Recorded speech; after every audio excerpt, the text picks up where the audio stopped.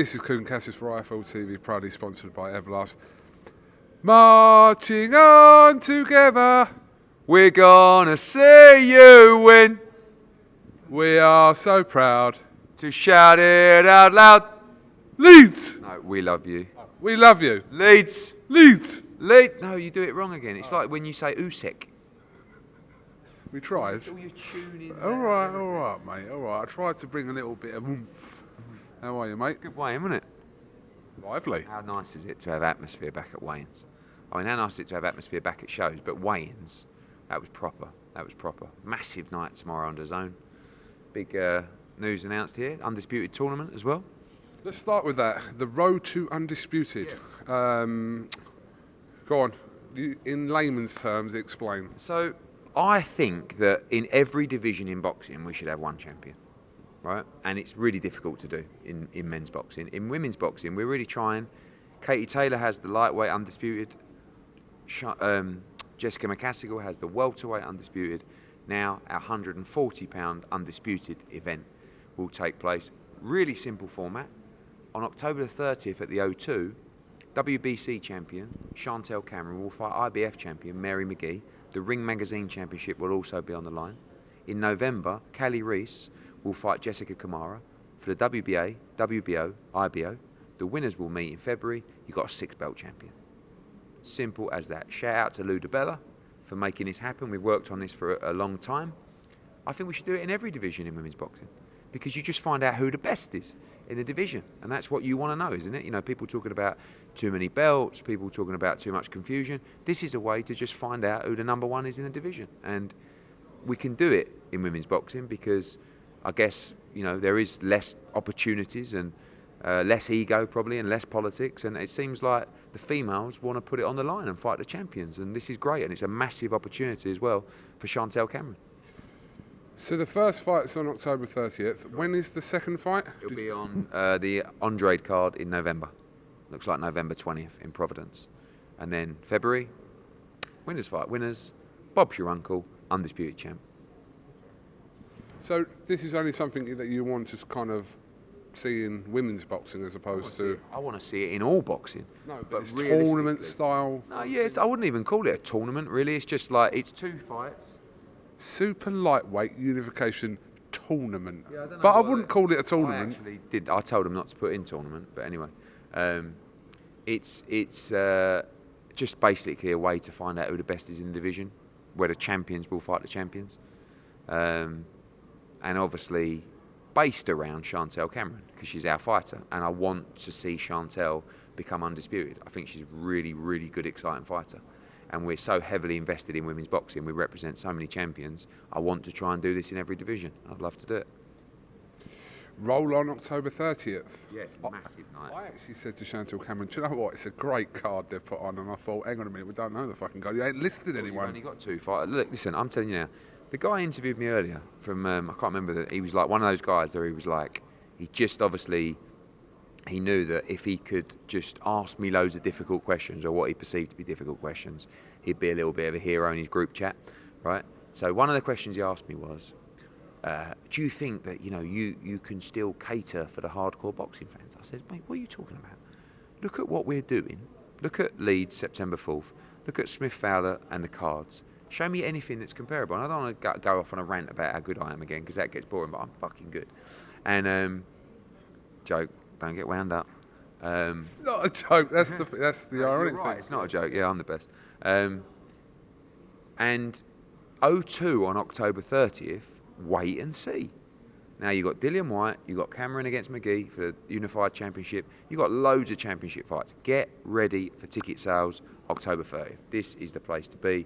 Tomorrow night's on another level. October 9th on another level. You've got Aj-Usyk coming up end of September. You've got Dillian Whyte end of October. You've got our American show will be announced middle of October. Banging fight of the year. We're cracking on, mate, aren't we? Right, I want you to help me out here now. Hold this mic. So,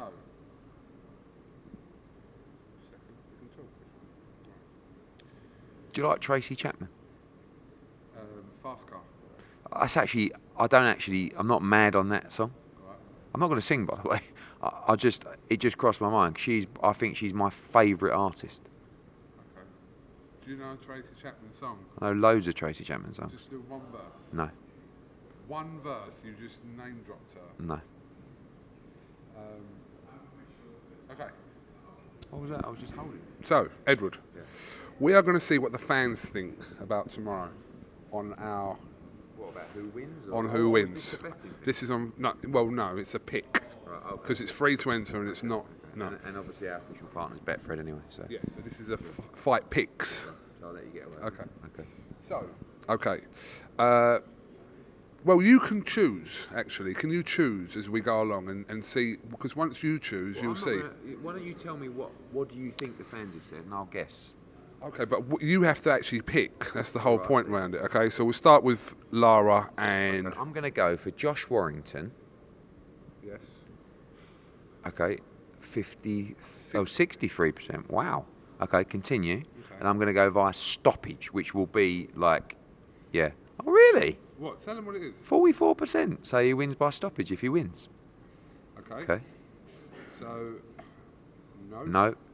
And then what rounds? Group rounds. 10 to 12. Okay. That's only 6% of Okay. people think that. Okay. Katie Taylor. Yeah. Stoppage. For Taylor. Yeah. I think she's going to stop in.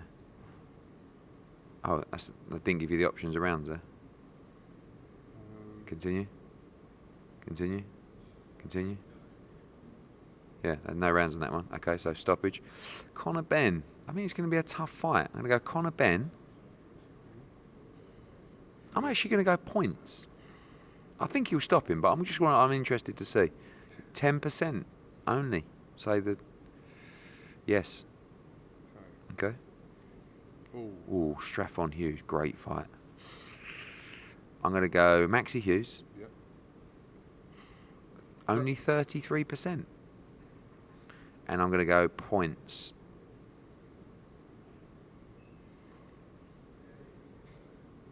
Okay. Hopi Price by stoppage. Okay. No. And Bridges on points. I think Ebony can really punch, but I think Gangloff is super tough. Right. And then will you let me know after how I got on? Yeah. And I'll tell you what I'll do. What will you do? If there's a split of the prize money, I will let you have the prize money.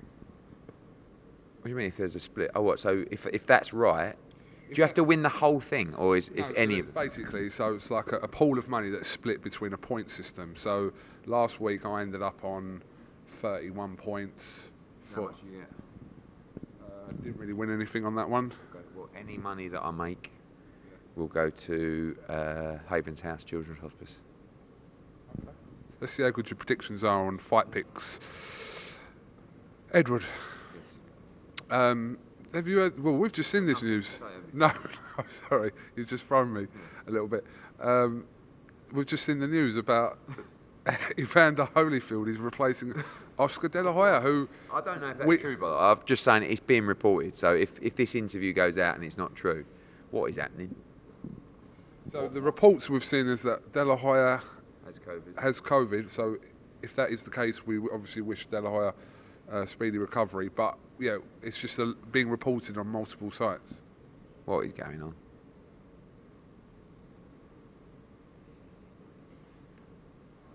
What year are we living in? Oscar De La Hoya is out of his fight with Belfort and Evander Holyfield is replacing him. What is going on? Well, it's interesting. That's definitely interesting. You've got to have half an eye on that card next week, surely, just for... it's going to be entertaining, isn't it? Definitely have a half an eye on that card, yeah. Can't wait. Okay. Absolutely pumped to see what happens in the Holyfield-Belfort fight. What are you laughing at? I'm not. It's just the way you... it's the way you've just got out of it all now, haven't you? Go on. What's With a next? hand in it all. All right, let's talk about 25th of September, which is fastly approaching. 3 weeks tomorrow. You obviously went to see your friend. My AJ? My mate. More than a friend. How was he looking? Come on, tell us something. Ask me this question. He looked absolutely fantastic.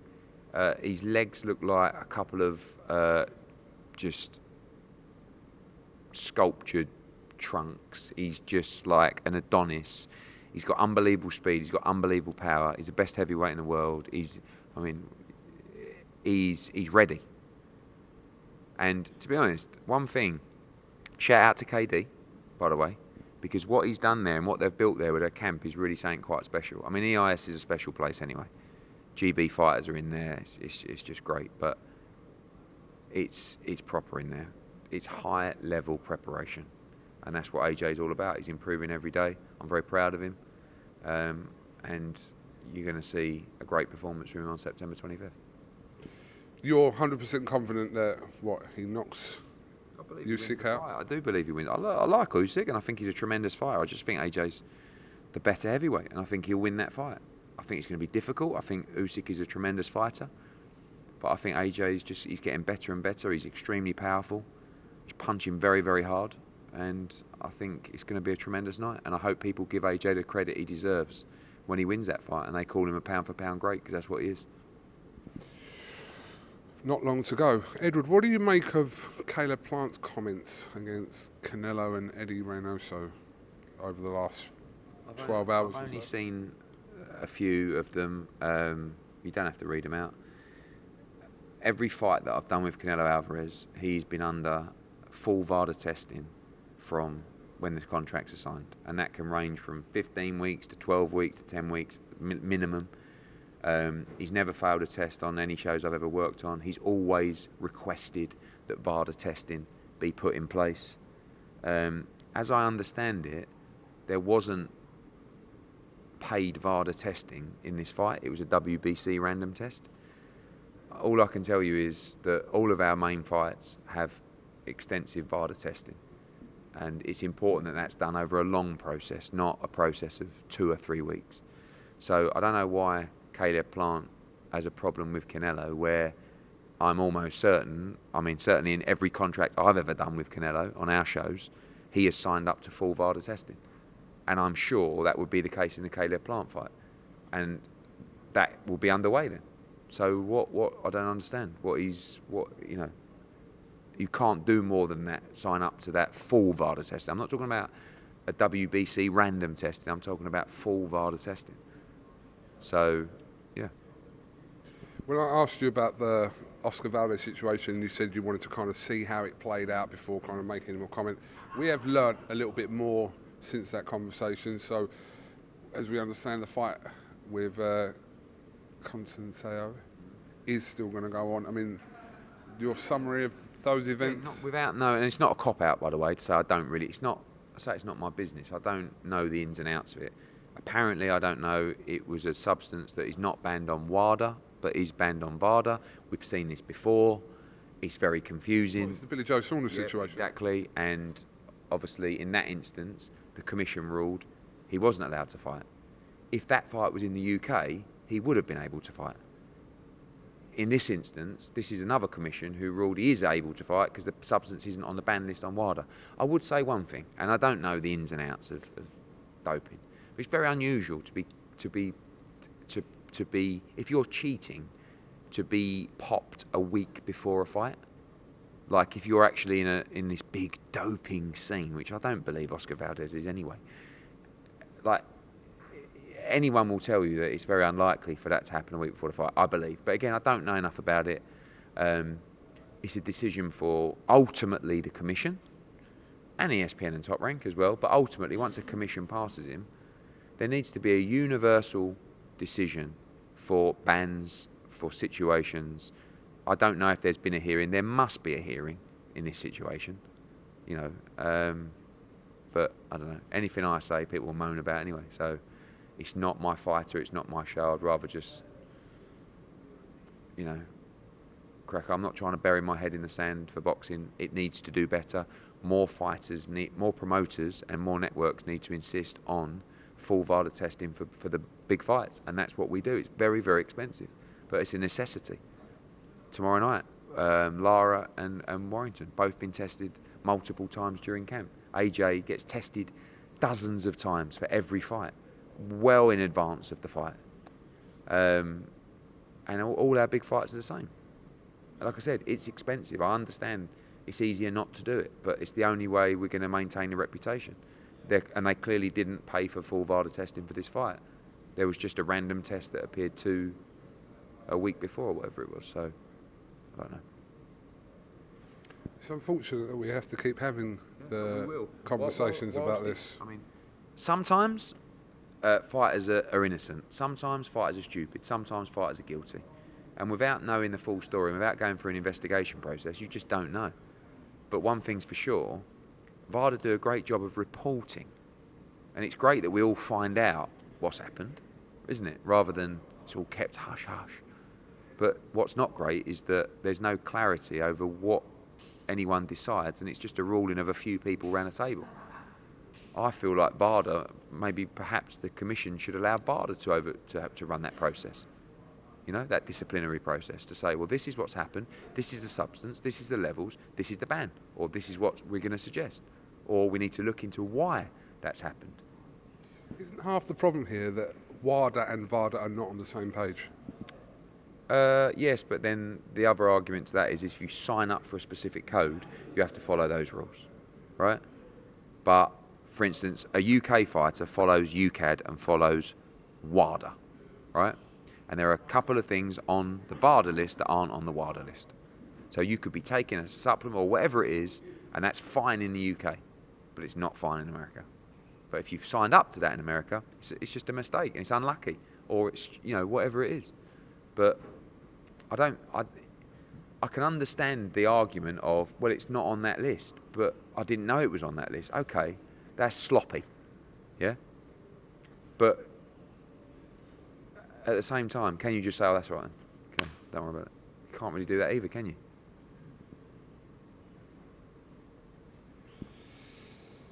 Okay. Do you know what? I'll shout you out today because it's like 7 o'clock. You've done interviews Normally I go home on a Friday. Since the weigh-in, which around midday. It's about 11 o'clock this morning I've been doing interviews. It's 8 hours now. I'm hungry. Do you know what? You told me an interesting story the other day, completely unrelated to boxing, but you said you was at the GQ Awards, yeah? Which you've reposted that picture of you in your tux. Even my missus texted me last night. We at the GQ Awards this week. It's just like, yeah, you know, obviously when you look unbelievable. You won, like, what is it, coveted Man of the Year award? Icon of the Year award. Not really. What did Ed Sheeran, was that banter, by the way? What you said, Ed Sheeran come up to you and said, mate, I walked in, I've got to say, there was massive names there. I mean, obviously I was there, it was unbelievable. And I walked in, and as I walked in, Ed Sheeran was there, right? But do you know the story about Frank and Ed Sheeran? So, Frank, I believe this is true, you'd have to well, it is true, but it's whether, because I do exaggerate a little bit. Frank was at the England game, right? And Ed Sheeran was there, and they were in some hospitality or something. And then they've had a beer in hospitality, and Ed Sheeran's gone to Frank, and he's with another mate. They started talking, he's gone, do you want to come for a beer? And he's left there, and he's gone for a few beers with Ed Sheeran in a pub. So anyway, I was at the GQ Awards, and I walked in, and I saw Ed Sheeran. And I thought, oh, it's Ed Sheeran, he was with Frank. And he went like that, and I sort of went, anyway, went over to him. He went, how are you, mate? He went, I love the boxing. I love what you've done in your garden. And I was thinking, wow, you watched that. And then he was going on about Fury against AJ and how he wanted to take his dad. And then I told him a story about the bloke who dressed up as him at the thing. Fooled everyone. I know. And what a lovely, lovely, lovely guy. And he won an award, and they read out his achievements. His achievements are unbelievable. I was thinking to myself, how are you such a nice, humble guy with everything you've achieved? Like, you can be nice and humble, but surely you just get pissed off with talking to everyone all the time. But he was like excitable. What a great guy. And then I bumped into Stormzy. Big up Stormzy. Yeah, no, he spotted me straight away. I was quite pleased, actually. he sort of went, "Hey, you," and I was like, "Yeah." I said, "I remember we made you on the AJ show." He's massive, by the way. Like, not as in just in record sales, but he's a lump. Nice guy, very nice guy. Are you nice and humble? Would you class yourself as that? I think so, but you do get moments where it's just timing, isn't it? I could come out of here, I've been doing interviews for 9 hours, and then some bloke come down there goes, "Can I get a photo, mate?" And I go, "Yeah, oh, mate." And then he thinks he was a bit rude, wasn't he? You know what I mean? So, but I'm all about the fans, really. So. I wouldn't really call you humble. I'd say you were nice. Wouldn't say you were humble, no. Yeah, I'm probably not humble. Do you know what, though? I will say one thing, and I mean this. I know I give it the big one, but I'm my own biggest critic. So I honestly don't lay there in bed at night and go, "You're unbelievable." I actually go, "You're not doing good enough." It's actually a bad trait, because it's hard to just be happy with, like, on Sunday, you look at, and again, like, this show Saturday is unbelievable. Next level. It's going to be an amazing night. I will go home Sunday, and rather than going, "Do you know what? Well done. That was brilliant," I will go, "Do you know what? I shouldn't have gone with that opponent. And you know that ring walk? We should have just done those pyrotechnics there, and you know what I mean?" That's a bit sad, really. It's not really. That's quite a good thing, actually. It is a good thing to keep your levels and to keep pushing, but do you get to enjoy it as much? Do you know what I'm saying? I do feel like that's where I got to improve, is just to sit back and go, "Well done, mate, that was really good." But I never ever do that. So in that respect, I would argue that I am humble. Okay. Yeah, absolutely. I wouldn't say you were humble, I'd say you were nice. Are you humble? Yeah, absolutely. What would you say I wasn't? Say I was a bit of a prick. You're quite moody. You're quite a moody guy, but you're not moody to some people, not to other people. Like, it's just your mood sometimes. Maybe I've got stuff going on. Yeah, that's true. That's fair enough. But in general, Just don't bring it to work, mate. In general, around like matchroom camps and it's not holiday camps, fight camps. Fight camps. I'm not moody, am I? Come on. No, I would say that you used to be a lot moodier. I mean, look, you got a lovely missus, you got a beautiful baby, so you've got every reason to be happy. And I would say you're a lot happier now. You come across a lot happier now than when I met you. Right, okay. But I will say one thing. I've known you through 4 different relationships. Not mine, by the way. What? Yours. Not my relationship. No, sorry. Chloe, if you're watching, yeah, no. I've known you through 4 relationships, and like a couple of them would tip me over the edge. Yeah. And if you're not happy, then that would obviously... Like, I've left one of your events. I've left one of your events before because I've had a row with a missus, yeah. It was like about a few years ago. A very open and honest conversation. I hope you're okay with this. Yeah, I'm fine. Yeah, that's good. Because by the way, it's not my current partner with my baby. I just feel that if you're happy at home, then it's a lot easier to not necessarily be successful, but just be more driven and be more focused. I think it's really important, and I think a good home life is really important to succeeding and to being happy. But if you take your shit to work with you and you walk into work with a bad attitude or a negative attitude or the hump, then you're just not going to perform. And that goes with anything in life. It doesn't matter. You could be a sportsman. If you've got the hump and you're not happy at home, you will not be able to perform on the golf course, on the tennis court, in the ring.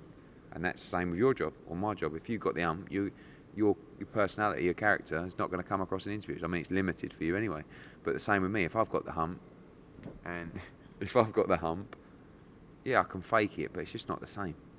Because, you got to, yeah. So. Peace of mind is very underrated. The best thing in life is being able to look in a mirror and like what you see. Not even aesthetically, do you know what I mean? But if you can look yourself in the mirror and say, I can't actually do any more than what I'm doing. I'm being a good person, I'm being a good dad or a good husband, and I'm giving 110% in my job or in my career.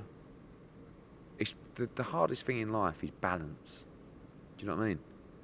Because I feel that when you're so focused and driven on something, it's very difficult to give 100% over here. You know what I mean? I'd like to spend more time with my kids. I really would. And there's stuff that probably I need to improve on there to help push them. I want to see them achieve their goals and actually see what they can achieve and find a passion for something. But to do that as a parent, you need to be quite hands-on and to take them to play. And whenever I'm there, I'm absolutely flat out. And I put the graft in at home. But it's difficult to get the balance in life, because ultimately, then if you start focusing more on that, something has to give over here. But you have to focus on the things that are important to you. And family is very important to me. But the business is very important to me as well, because that's my life. That's also our family. It's not like I'm just in a job where it's affecting my family life. That is something very close to my heart and something I take very seriously. And that's why I like to win. And that's why I won't be fucked around. I like that. Yeah. Right, Eddie. Just literally the last thing. If you could sign one fighter in the world right now that you don't currently work with, who is it? Sign to Matchroom, 5-year deal. They sign today. Wow.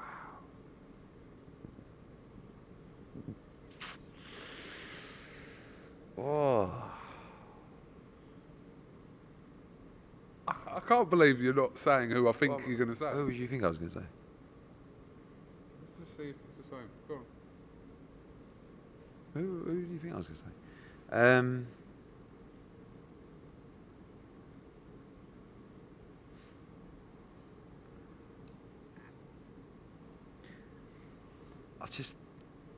Can I give you 5? Because I have to think. Just give me one fighter. If it was, KUGAN coming to you, you can have anyone you want. 5-year deal today. God. Victor Belfort. Jake Paul. No, I don't know. I mean, can I throw someone in there? Surely, if you were going to have someone over 5 years, you'd pick Tyson Fury, Eddie. No, because I've got AJ, and I can't give my heart in that situation. You've also got other heavyweights as well. But they're going to fight, and that's the ultimate rivalry there. And when that fight happens, I don't want both fighters in that fight.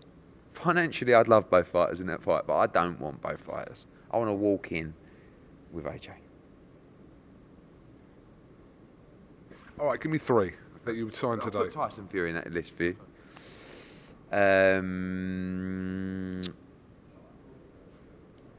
Just trying to think commercially, it's like there's fighters that I really rate and there's fighters that would make more money.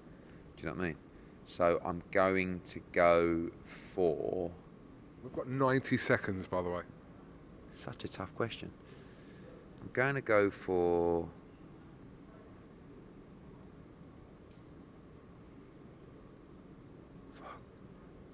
Got a lot of good fighters. I'll go for Terence Crawford and Errol Spence. I mean, I don't sit there at night saying I wish they was with me, but I think they're tremendous fighters. I think Inoue is a great fighter, but financially difficult to be successful with. But yeah, that's it really. Sort of sorry it ended in a bit of a damp squid. It's all right. It's good to see people watching your mind tick, and I mean, I'll go for a couple of divisions and say the champions that I would, that I don't represent in that division, but would like to represent. So hold on. Right, we can pick the girl. Okay. Tyson Fury. Cruiserweight division. Obviously, I've got Lawrence Okoli. So I guess Bradis. Light heavyweight division. Obviously, we have Bivol, I've Boatsy and others, Craig Richards. But the other champion I would choose is Beterbiev. Super middleweight division. Obviously, we represent Canelo. And there's only one other champ, which is Caleb Plant. Middleweight division. We work with Gennady Golovkin. And the other champions are Murata and Charlo and Andrade. So the ones we don't represent, obviously we represent Demetrius, so I'd go with Charlo. In the light middleweight division, I would go with... Do you know what? I really like Brian Castano. I think he's a really good fighter, so I'd go with him. In the welterweight division, I would go with, just because I think he's got to have more longevity, it's Terence Crawford. In the light welterweight division, obviously you've got Josh Taylor with all the belts. But I think Regis Prograis is a great fighter as well. Lightweight division, I've got the man, Devin Haney. If I had to represent Tank Tiafimo or Ryan Garcia. Ooh, this is interesting. I think I really enjoy watching Tank fight. I think he's a very good fighter. And I think Ryan Garcia has a huge following. But I think for longevity and for just... I'd go for Tiafimo. I think we'd work well together. Super feather. Got Oscar Valdez. Obviously, we've got Zelfa Barrett. We've got Joe Caldina ready to fight for a world title as well. You've got Gutierrez for the WBA. You've got the IBF is vacant between Agawa and Rakimov, which is about to contest. Gervonta's just vacated his regular title with the WBA. And who's WBC world champion? Oscar Valdez. Oh, and you've got Jamel Herring, who's actually very underrated. Although I do rate Shakur Stevenson very highly. Featherweight division, you've got Kid Galahad, you've got Lee Wood. Obviously, we represent them both. You've got Gary Russell, and you've got Leo Santa Cruz, and you've got Navarrete. I'll go for Navarrete. Good fighter, very exciting. Super bantamweight, I would choose... We used to represent Danny Roman. I think he's a very good fighter, underrated fighter.